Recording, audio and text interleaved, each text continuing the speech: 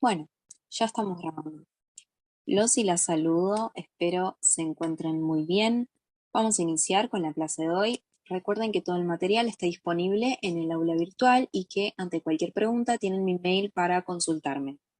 Bueno, en esta oportunidad vamos a abordar esta obra llamada La ética de la autenticidad por Charles Taylor, un filósofo contemporáneo conocido fundamentalmente por sus investigaciones sobre la modernidad, el secularismo, la ética, así como también sobre la filosofía política, la hermenéutica, entre otras.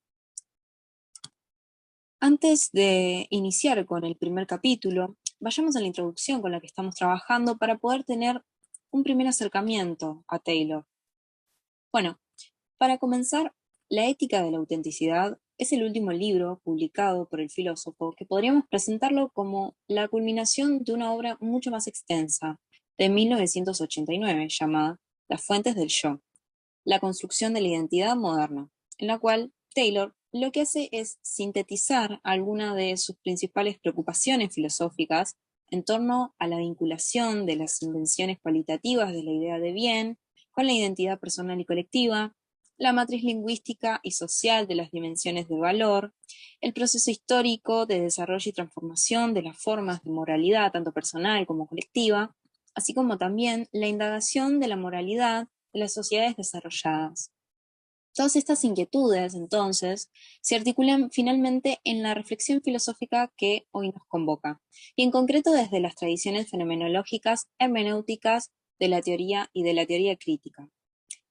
Dentro de la introducción van a encontrar 3 secciones, dentro de las cuales se detalla la trama conceptual y el debate sobre el que se asientan las reflexiones de Taylor, con la intención de poder, a partir de esta reconstrucción de la estructura conceptual de las distintas producciones del autor, poder comprender la ética de la autenticidad desde una perspectiva más amplia.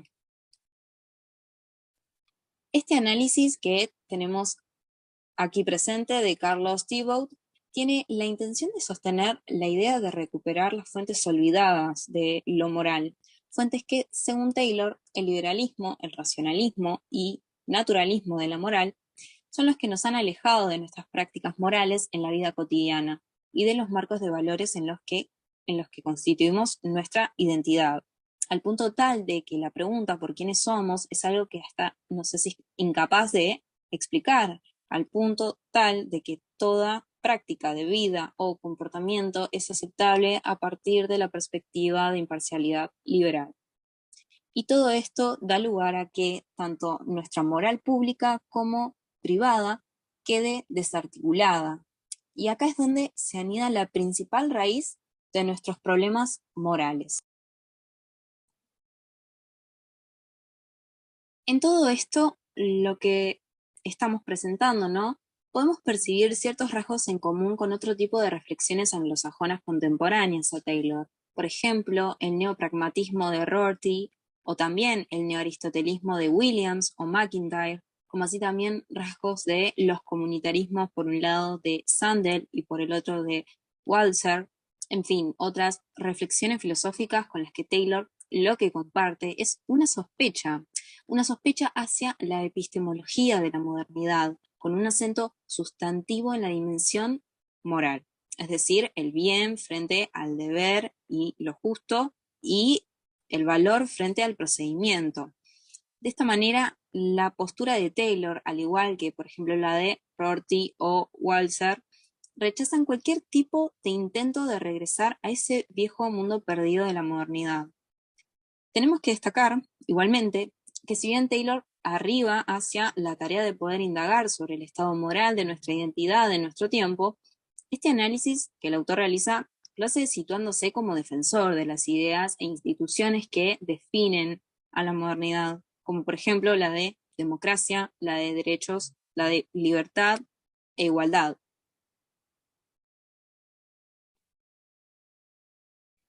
Así es que, habiendo dicho todo esto, pasemos ahora a la primera de las 3 secciones que nos ofrece esta introducción, con la intención de hacer un tratamiento de estas secciones, no para quizás hacer un análisis exhaustivo en esta oportunidad, pero sí para poder lograr sustraer las ideas principales a fin de, como dijimos, poder conocer un poco mejor al autor. Bueno, comenzamos entonces con el primer apartado llamado lenguaje, valor y expresividad, la tradición hermenéutica frente al naturalismo, en la que nos vamos a encontrar con la crítica que formula Taylor a la epistemología naturalista de la modernidad, una crítica que tiene lugar debido a que, según el autor, sus efectos han conducido a una mala comprensión del funcionamiento y el papel del lenguaje, de la racionalidad práctica y de las ciencias sociales.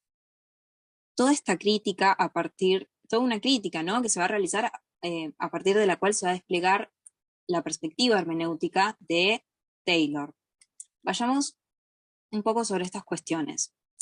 En la década del 60, 70, Taylor configura sus posicionamientos filosóficos a partir del enfrentamiento entre él y los modelos derivados de las ciencias naturales y biológicas en su aplicación a las ciencias sociales, modelos con los cuales Taylor no concilia y contraargumenta basándose en una aproximación de carácter hermenéutico o interpretativo. En este sentido, una de sus formulaciones tiene que ver con que la mejor explicación de nuestro comportamiento requiere que podamos superar los límites que supone el naturalismo cuando intenta comprender lo humano desde los mismos moldes con los que conoce el científico las ciencias naturales.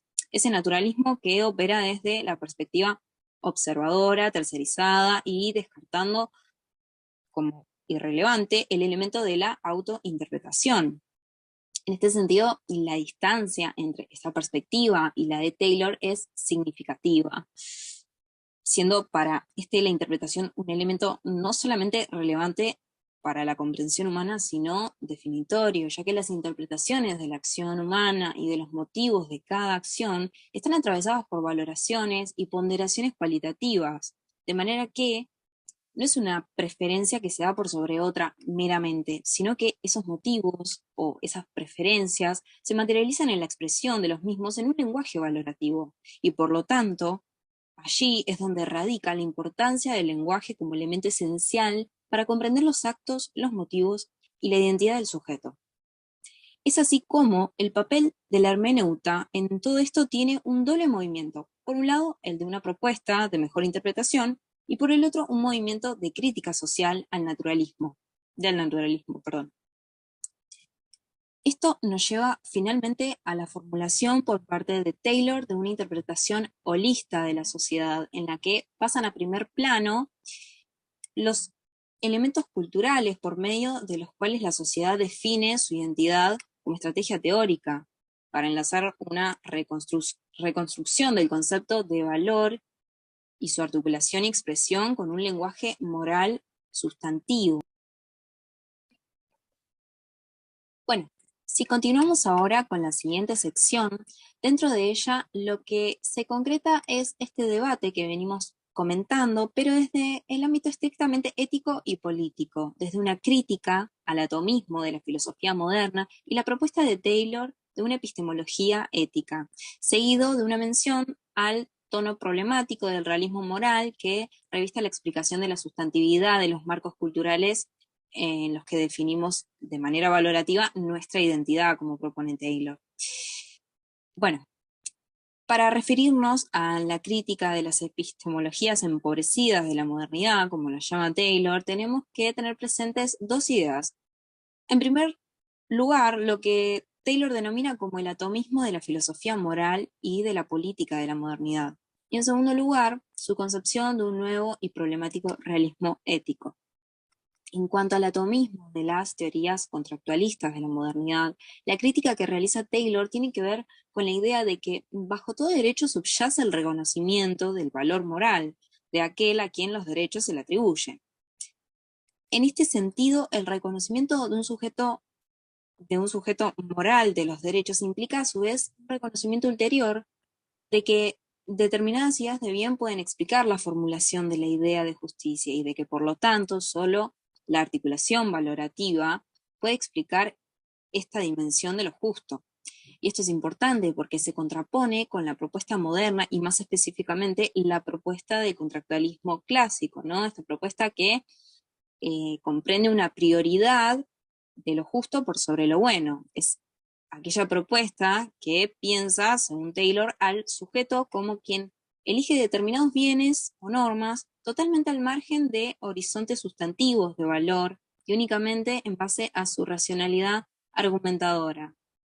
Y es en este sentido que lo que va a decir Taylor es que la justificación de los derechos solo puede realizarse sobre la base de valores y por ende sobre la base de determinados estándares de vida. Acá es donde podemos ver cómo la posición del autor se sitúa en las antípodas del pensamiento moderno de la imparcialidad. Ahora bien, de esto se desprende el aspecto problemático que mencionaba Thibaut hace un momento del realismo moral. ¿Por qué? Bueno, porque lo que se está planteando acá es un determinado criterio de valores para establecer juicios sobre otros modos de vida, criterios que tienen su fuerza y que solo pueden ser justificados desde un horizonte de valores dados y para los sujetos que comparten tales horizontes. Pero ¿qué sucede? El problema acá que se presenta es al momento de justificar la fuerza objetiva de estos criterios de valores frente a aquellos sujetos que no los comparten. Bueno, muy interesante todo esto. Para continuar leyendo, pasemos a la siguiente sección. Bueno, me acabo de dar cuenta que no cambié la diapositiva mientras iba explicando. Discúlpenme, por favor, pero bueno, con percance y todo, nada, vamos a continuar. Como dijimos, tenemos esta última sección llamada Comunidad Moral e Identidad, el reconocimiento y el problema del multiculturalismo, en donde finalmente lo que tenemos acá es el desarrollo de la crítica de Taylor a la modernidad y algunas referencias a las posiciones comunitaristas en sus últimas obras. En cuanto a este apartado, es importante que retengamos el papel constitutivo de la comunidad moral al momento de comprender aquel entramado por medio del cual constituimos nuestra identidad, y cómo el análisis de la identidad de los sujetos será entonces realizado a la luz de su contexto de sociabilización, de surgimiento y de constitución. En este sentido, un concepto clave para la comprensión de los mecanismos de integración y formación de la identidad es la categoría de reconocimiento. Porque justamente lo que hace es poner de relieve la estructura dialógica que componen los procesos de constitución de una identidad. Una estructura que, según Taylor, la modernidad ha olvidado poniendo su acento en la noción de dignidad, articulándola con la política del universalismo que supone la igual dignidad entre todos los ciudadanos, lo cual comprende una igualación en tanto los derechos, en una igualación tanto, de derechos como merecimientos, y todo esto supone un sustrato de pérdida de la categoría de valor.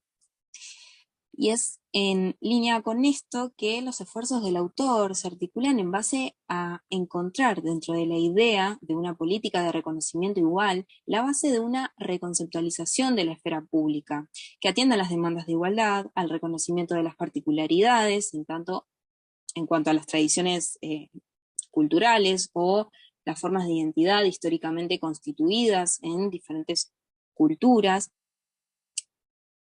Entonces, este igual reconocimiento, además, lo que también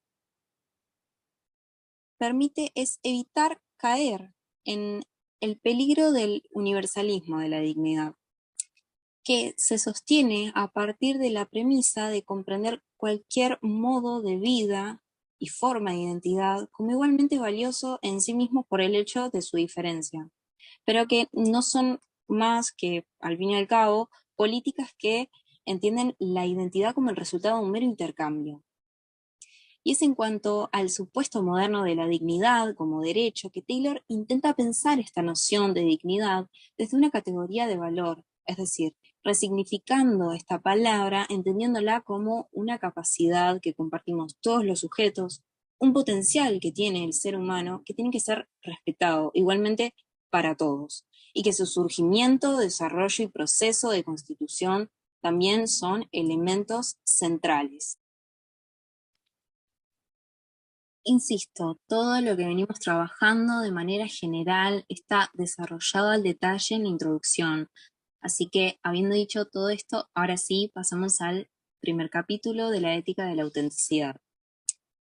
Bueno, Taylor comienza el primer capítulo de su obra definiendo qué es lo que se tratará, ¿no? Que serán las formas de malestar de la modernidad, entendiendo a estas formas de malestar como aquellos rasgos de la cultura de nuestra sociedad contemporánea que son experimentados como pérdida o declive por parte de las personas. Todo este declive de la modernidad ha sido ubicado por algunos teóricos en las últimas décadas, después de la Segunda Guerra Mundial, por ejemplo. Otros sostienen que esta pérdida se percibe desde un periodo más amplio que contempla toda la era moderna, desde el siglo XVII. Y si bien vemos que la escala temporal en la que se ubica este declive se presenta con sus variaciones considerables, lo que hay es cierta convergencia en lo que tiene que ver con la temática de este declive. Y es en este sentido que el autor va a introducir lo que son tres temáticas que, si bien no terminan de agotar la cuestión, estas se orientan en buena medida a poder dar cuenta de lo que nos inquieta y confunde de la sociedad moderna. Estas tres formas de malestar de la modernidad son el individualismo, la primacía de la razón instrumental y el despotismo blando.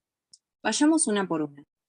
Bueno, comencemos con la primera fuente de preocupación, que es el individualismo, o lo que muchos considerarían como el logro más admirable de la civilización moderna.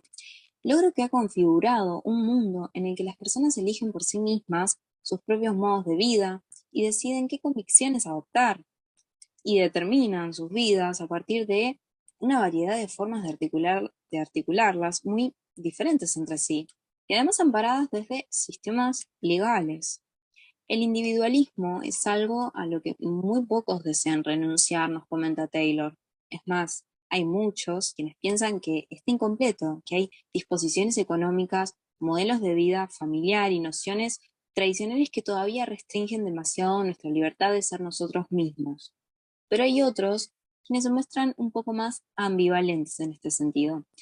Porque si bien la libertad moderna consiguió que pudiésemos escapar de horizontes morales del pasado, hay que tener presente también que las personas antes solían considerarse como parte de un orden mayor que hasta en algunos casos se trataba de un orden cósmico, una gran cadena de ser, por ejemplo, ¿no? En el que cada uno de los seres humanos tenía y ocupaba un lugar específico en la cadena del ser, un orden jerárquico que se reflejaba en las jerarquías de la sociedad humana. De esta manera, las vidas de las personas se confinaban a un papel específico, a un lugar, a un puesto determinado, que eran estrictamente suyos.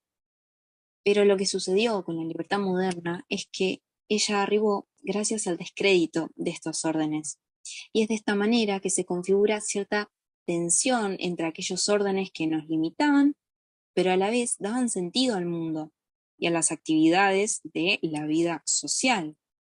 Las cosas que nos rodeaban tenían un significado otorgado, un lugar en la cadena del ser. Pero con el descrédito de esos órdenes, las cosas perdieron parte de su magia. Y esto es a lo que el autor denomina el desencantamiento del mundo. Si pensamos en las consecuencias para la vida humana y el sentido de la misma a partir de todo esto, lo que vemos, nos dice Taylor, es que el individuo ha perdido algo importante, algo que va más allá de sus horizontes más amplios, porque el individuo, aquello que perdió, es la sensación de contar con un fin más elevado, con algo por lo que valga la pena morir. Tocqueville, por ejemplo, un autor que aparecerá en reiteradas ocasiones a lo largo de la obra, se refería a esto como la pérdida de los placeres vulgares. Kierkegaard decía que sufríamos la falta de pasión. O si pensamos en Nietzsche, que decía que esos últimos hombres no les quedaban más aspiraciones en la vida que un lastimoso bienestar. Toda esta pérdida de finalidad viene ligada a un encostamiento, es decir, a una pérdida de una visión más amplia de la vida en favor de una visión que prefiere centrar su mirada en la vida individual. Acá tenemos lo que el autor llama el lado oscuro del individualismo, que supone un estrechamiento y un aplanamiento de nuestras vidas, empobreciéndolas de sentido y perdiendo el interés por los demás. Todas estas inquietudes han salido a la superficie por la preocupación que ha aparecido con los frutos de la sociedad permisiva, la conducta de la generación del yo o el narcisismo, entre otras. Bueno, así llegamos a la segunda fuente de malestar de la modernidad, que podríamos denominarla como la primacía de la razón instrumental, entendiendo a la razón instrumental como aquella clase de racionalidad de la cual nos servimos cuando calculamos la aplicación más eficiente en términos económicos, ¿no? De costo-beneficio a los medios hacia un determinado fin. Podríamos decir que la supresión de los viejos órdenes sociales ha ampliado el alcance de la razón instrumental dentro de la vida de las personas. Porque bueno, habiendo dejado la sociedad de tener una estructura sagrada, estando las convicciones sociales y los modos de actuar ya no asentados en el orden de las cosas o en la voluntad de Dios, esto implica el cambio de que entonces estén a disposición de cualquiera y que puedan volverse a concebir con todas sus consecuencias, teniendo la felicidad y el bienestar de los individuos en particular como meta. Y es ahí, entonces, donde la razón instrumental se aplica como norma. De la misma manera sucede con las criaturas que nos rodean, afirma Taylor. Al perder el significado en la cadena del ser, son permeables a que se los trate como meros instrumentos de nuestros proyectos. En línea con esto, este cambio podría considerarse en algún punto liberador, pero también Taylor señala que hay un extendido desasosiego ante el alcance en aumento y la amenaza con la que la razón instrumental pareciera estar apoderándose de nuestras vidas. Y esto se verifica en aquellas cosas que deberían determinarse por medio de criterios independientes que guíen nuestras vidas y que son determinados en términos de eficiencia, o análisis de costo-beneficio, lo que nos lleva a que nuestras vidas se vean eclipsadas por la exigencia de obtener el máximo rendimiento. Y podemos ver ejemplos de esto en muchísimos ámbitos. En el económico, por ejemplo, para justificar la desigualdad de la distribución de riquezas. También, por ejemplo, en el ámbito de la política y el uso de la tecnología como una aparente solución a determinados problemas, pero que en el fondo requieren de algo diferente. O también lo vemos cuando pensamos en el enfoque tecnológico de la medicina, que a menudo pasa por alto algo elemental, que es que la atención conlleva, digamos, a tratar al paciente como una persona y no como un problema.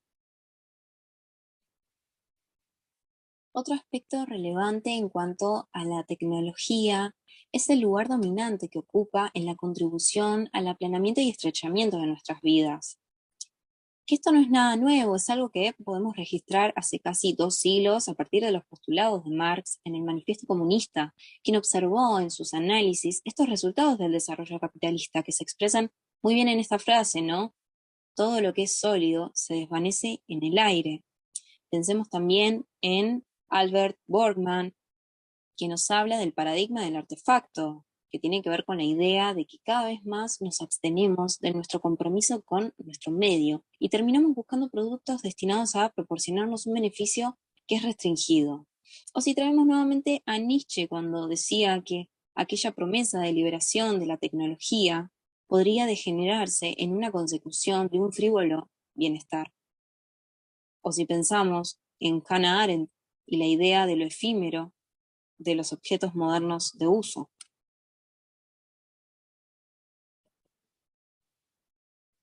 En fin, esta amenaza que supone la razón instrumental para nuestras vidas, que sabemos que no es meramente un acto inconsciente como tal, porque de ser así sería muy fácil combatirla usando, por ejemplo, mediante la persuasión, pero esta incrementa su nivel por el hecho de que son poderosos mecanismos de la vida social los que nos direccionan hacia la utilización de una estrategia maximizadora.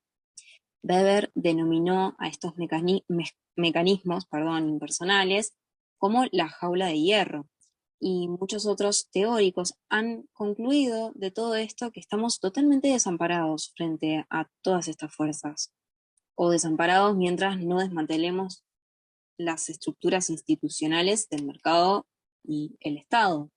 Pero la postura que va a asumir Taylor es la de decir que estas teorías de la fatalidad son abstractas y además son erróneas, porque el grado de libertad que tenemos, más allá de lo que venimos hablando, no es igual a cero. Y la reflexión sobre cuáles deberían ser nuestros fines y si la razón instrumental debería ser la que los guíe, es algo que tiene sentido hacer, justamente para pensar, al menos, en la incidencia que ésta tiene en nuestras vidas.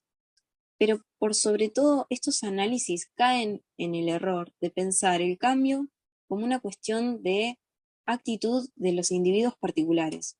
Pero la propuesta de Taylor es que ese camino hacia el cambio tiene que ser a nivel institucional.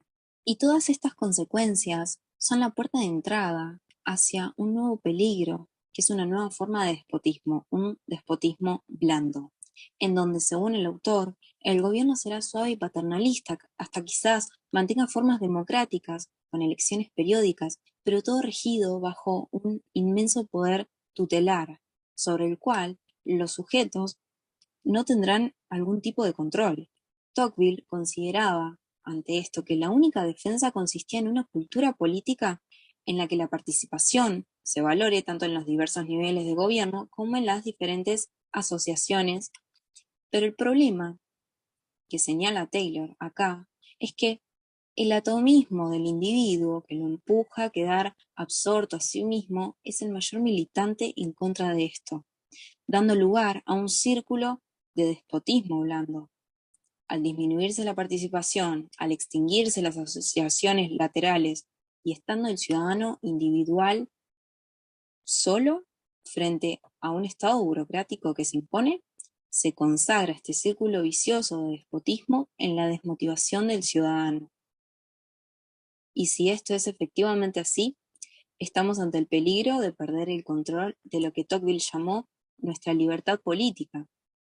Estos mecanismos impersonales tienen la capacidad de reducir a tal grado nuestra libertad como sociedad, amenazando nuestra dignidad como ciudadanos, pero lo más grave es que la pérdida de la libertad política significa que hasta las opciones que se nos dan ya no sean objeto de nuestra elección como ciudadanos, sino de un poder tutelar y responsable. Bueno, estas son entonces las tres fuentes de malestar de la modernidad sobre las que el autor pretende discutir a lo largo de toda la obra. Como dijimos al principio de la clase, son ideas que no están libres de controversia y de debate, pero puesto que el debate continúa, nos dice Taylor, el trabajo que realizará en esta obra lo lleva a cabo por una promesa diferente, por una promesa que evite que se registren otras ya degradadas. Bueno, eso es todo, espero que les haya servido, muchas gracias y hasta la próxima.